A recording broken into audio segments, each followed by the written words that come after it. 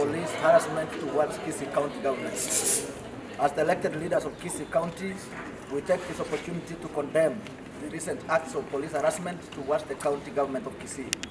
We note with concern that Kisii County is a devolved government which is recognized constitutionally, and the relationship with the national government and the county government is complementary rather than adversary. Last Friday, a contingent of armed police officers, including TSU, Rec Squad, DCI and regular police, unilaterally stormed the county offices within the county assembly precinct.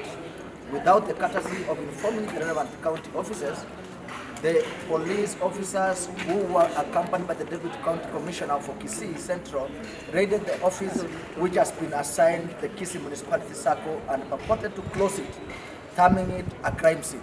Indeed, at the county assembly, we have already enacted the county credit scheme to help empower the small and medium enterprises financially. As if that is not enough, only yesterday, the TSU officers raided the governor's office and ransacked it without due regard to inform him of the intention, nor did they have a search warrant to that effect.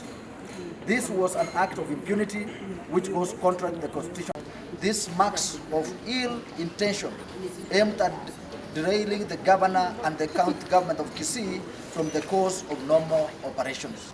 We hereby ask the Interior CS, Professor Kindiki, to come out clear and explain to Kenyans why they are victimizing Governor Simbarati because of his political inclinations.